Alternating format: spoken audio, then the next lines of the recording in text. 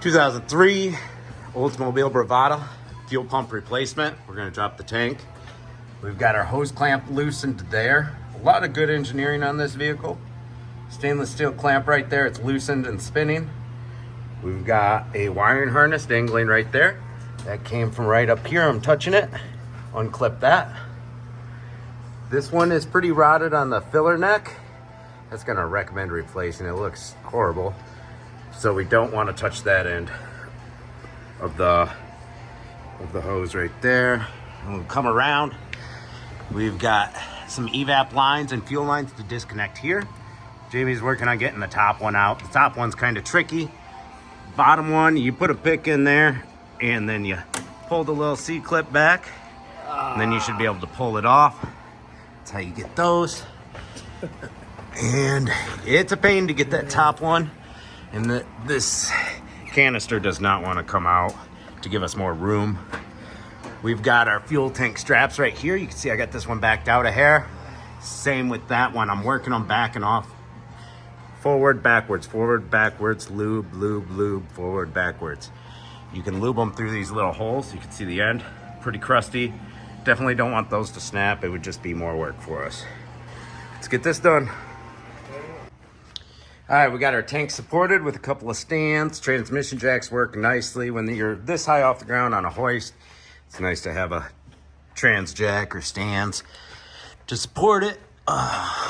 We got that one fuel line right up there we need to disconnect. And then the other one is running back to here.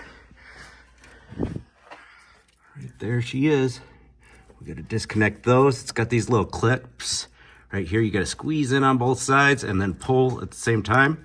So I press it in, squeeze both sides, pull it out. There's a bunch of mud in here. It's going to make it a pain. That one looks a little cleaner up there.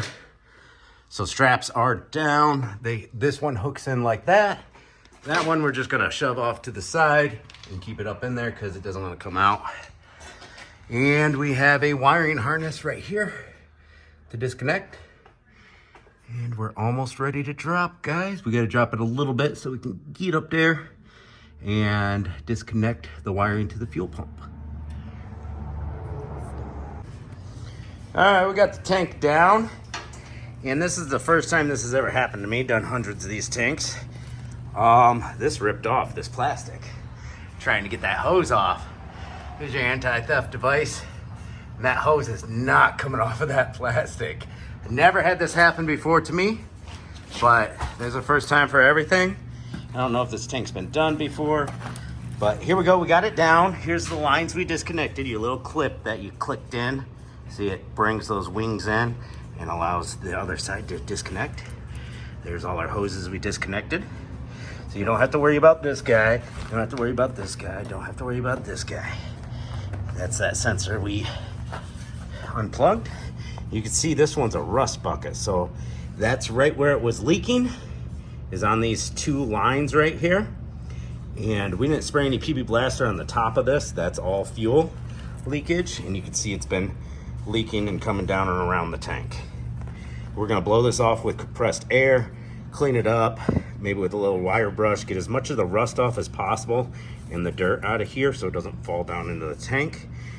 And then we're gonna take, there's a tool for this, but we're just gonna take these little ears here, use a fat-headed punch and a hammer and tap it counterclockwise to unlock this lock ring that you can't even tell it's all rusted together, and replace those if they look anything like this, guys.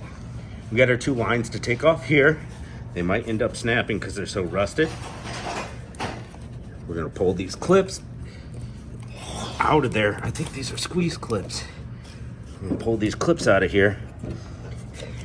Supposed to be able to press down and out. This one, we're gonna pick this one out the back, and hopefully start working it back and forth, and hopefully it breaks free from this rotted metal. It might not turn out that way, and we might have to extract the metal out of there or replace the hoses, worst case scenario. And there we go. That's about the gist of it. All right, the trick to getting these lines out, soak them down with your favorite type of lubricant, and then the trick is to get them to start spinning like this one. So I soaked it down and worked it a little bit, and it started spinning. And what you're gonna do, of course, clean the lines out with some brake cleaner when you're done, is spin it as fast as you can. Just, I don't know why, something about friction or whatever. It just breaks the line free. They swell up with rust in here. But if you don't want to ruin your seals in there, if you spin this really fast, you'll actually feel the line getting hot on the black part of the line, and they'll pop right out.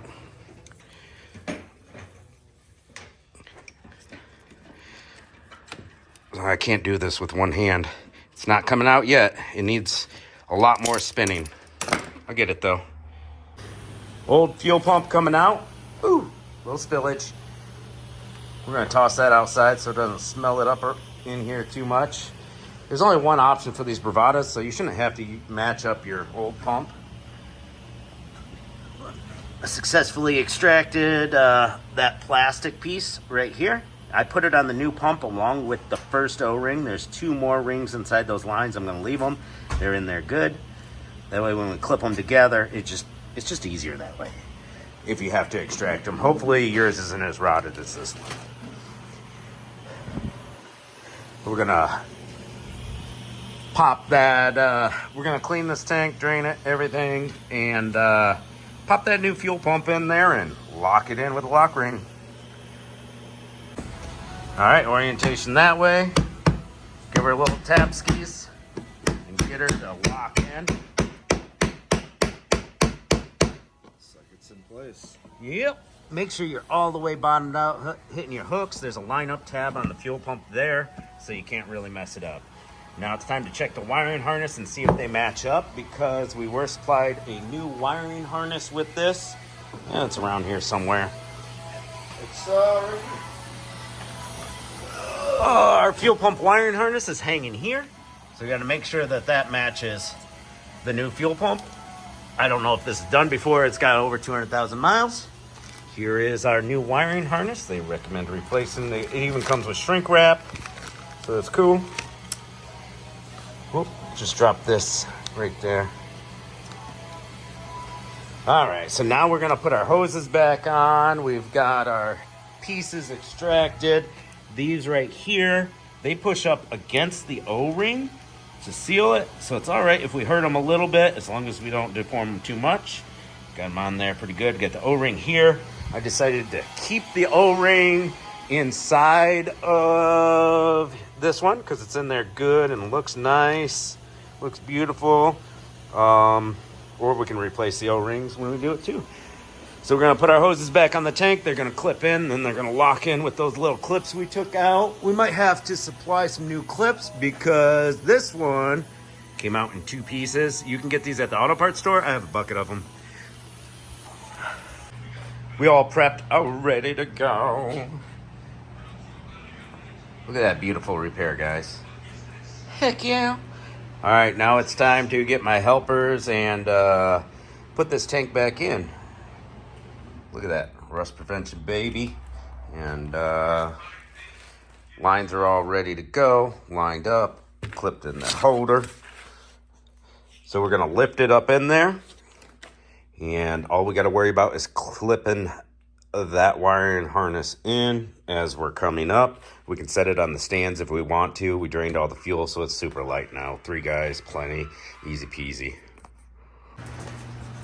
All right, we lifted this tank up in. As it was going in, we didn't put it on the stands. We just manhandled it. We want to make sure we're not crushing anything or anything like that. We've got our wiring harness on this side over here to plug in. So while we were lifting it up, I just plugged in the wiring harness, make sure it snapped in. Turn the key to the on position, not start on, off, just to make sure the pump hummed, and it did. So it's working. We want to test that before we go any further.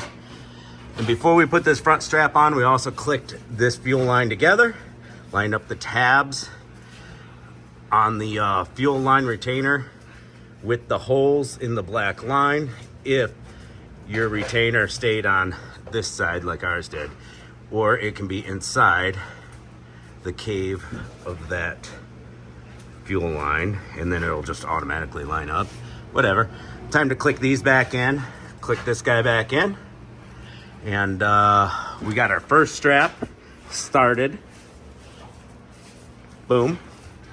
And we're gonna finagle our rear fuel tank strap right there into that hole. Bring it around and get that one started. And also work on lining up our fuel filler neck. We're gonna bend this back a little bit and try to get it over there. We might have to use the heat gun and just get this a little warm again because it's so just stiff, it's old, and get it over there. All right, before we put the rear strap on, it gives you a little more room to put the fuel filler hose on.